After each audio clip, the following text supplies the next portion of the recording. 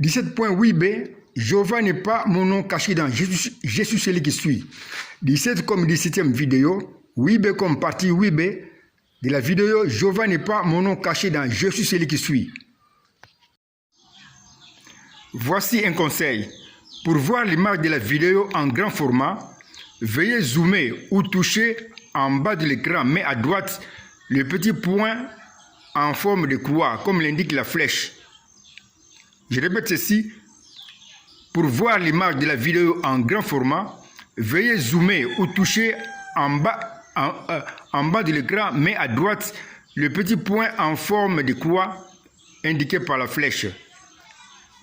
Bien sûr, tout dépend aussi de la marque du portable. La promesse de ma résurrection dans le même chemin du tabernacle, mais pendant la fête des expiations.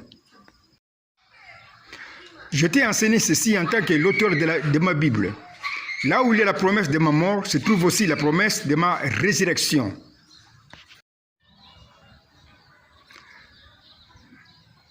C'est pourquoi au jour de la fête des expiations, le souverain sacrificateur ou le chef des sacrificateurs ou des prêtres, c'est-à-dire le grand prêtre, prenait le sang répandu à l'autel qu'on mettait alors dans un pot.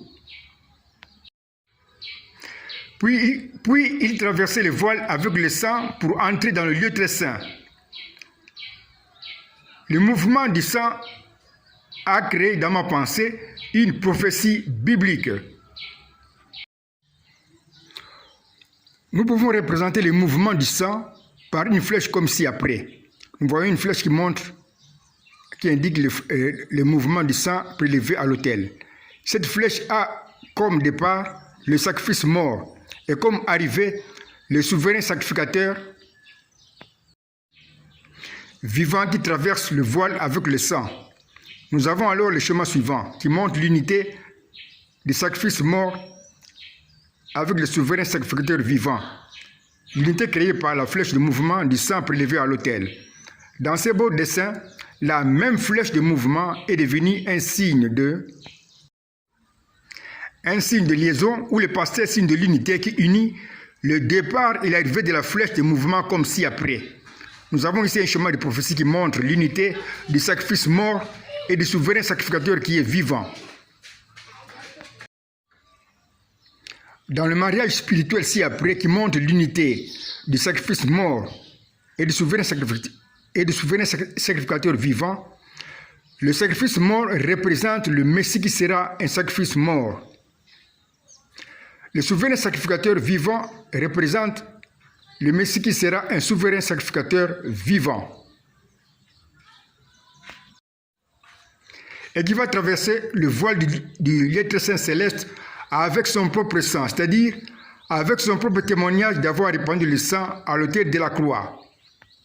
Nous pouvons compléter le schéma que nous lisons en bas, dans le schéma de prophétie qui montre l'unité des sacrifices morts et du souverain sacrificateur qui est vivant. Nous lisons en bas la prophétie.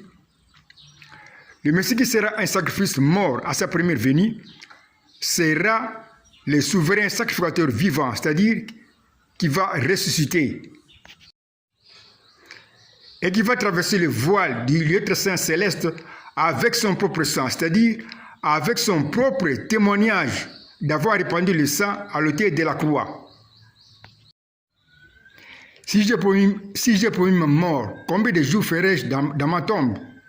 La suite dans la vidéo 17.9, Jéhovah n'est pas mon nom caché dans Jésus celui qui suit.